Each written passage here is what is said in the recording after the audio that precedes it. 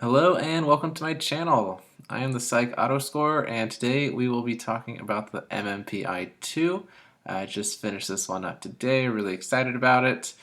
And so the MMPI 2 is a 567 question personality test, and this template is designed to help you score it in just a few minutes rather than having to use all those overlays and other things to score it by hand.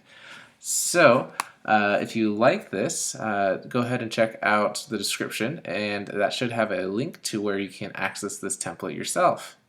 So, just to get started, as you can see, like all my other templates, you're going to enter in the data in the yellow boxes. Whenever you see a yellow box, that's a place that you can enter in that data. I added some new drop-down menus I'm going to start adding to all my old templates as well. Basically what you do is if you're not sure what to put in these empty ones, you can use the drop-down and it'll give you different options. For this, we can see that in the raw scores that a 0 equals false and a 1 equals true. And if there's a blank, go ahead and put no answer there. And if it's a no answer, you'll see that it gets counted up here in this cell I2.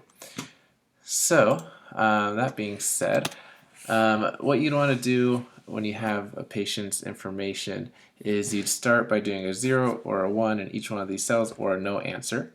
And you can enter that in using, I like to just use like a T9 keyboard where you can just put a 0, 1, 0. Oh, it won't do a 10 because it's data validated, so you'll get that notice right there. You can go ahead and hit retry and do a 1. And basically do that for 567 different items. Since I don't want to bore you with that, I already went ahead and grabbed a sample that was in the user guide. If you want to check out this sample, it is on pages 53 to 68 of the MMPI 2 Adult Clinical Systems Revised 4th Edition User's Guide. So what you want to do is you just want to paste, always paste values, don't just paste don't just do Command V or Control V. That's going to cause some problems because it'll undo the underlying formatting and things like that and formulas.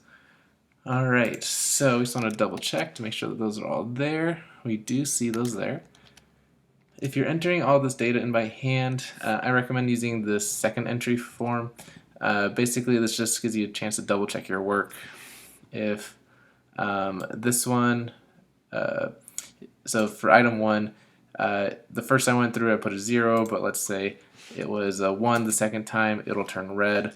But if I do it correctly, it'll stay green. So that just gives me another opportunity to make sure that all of the information I put in is correct. Because, when you're looking up and down trying to enter in this information, it can become difficult. You can leave it there. It actually won't affect the other outcomes.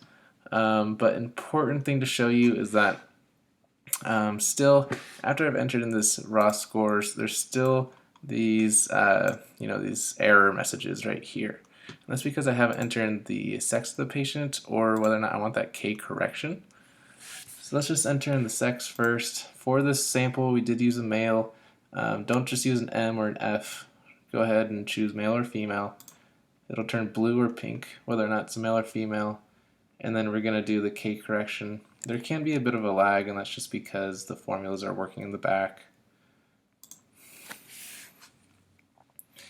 So you can see that changed blue. Still, we're getting these NA messages here. A lot of these other ones did fill in though because they don't have anything to do with the K correction. And then once you do already, we'll just put in with the K correction. Most of the times you use this, you will have the K correction. When you do get this version, I'm going to go ahead and just leave that filled in with K correction just because it's so much more common. But if you do want to change it, you can go ahead and use the drop-down menu right here to do it without K correction. So now that we have that, we do have all of our T-scores and raw scores or K-corrected scores. Where you do see the K-corrected scores are going to be these blue ones right here. So scale 1, 4, 7, 8, and 9 have been K-corrected with the corresponding T-scores here. You can see that some of these are yellow. The yellow means, it typically means that if that this t-score represents something that might cause something to be not valid. That'd be just within these ones right here. I did base that off on the outpatient clinical setting, just for reference, but don't always trust the coloring on these. There's a lot of different ways to color them, so definitely check the interpretation manual to make sure that you're interpreting it correctly. This just kind of gives you a quick at a glance view of it. So, and then for every clinical scale after that, basically it'll turn yellow if it's over 65 for all these other ones over here, and that'll indicate that the information is interpretable or not.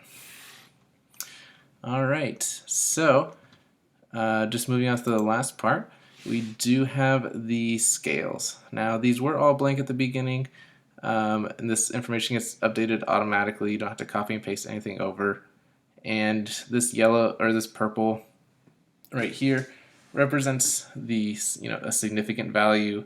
So if the FB was all the way up to 110, that would indicate that the score or the test was invalid or likely invalid.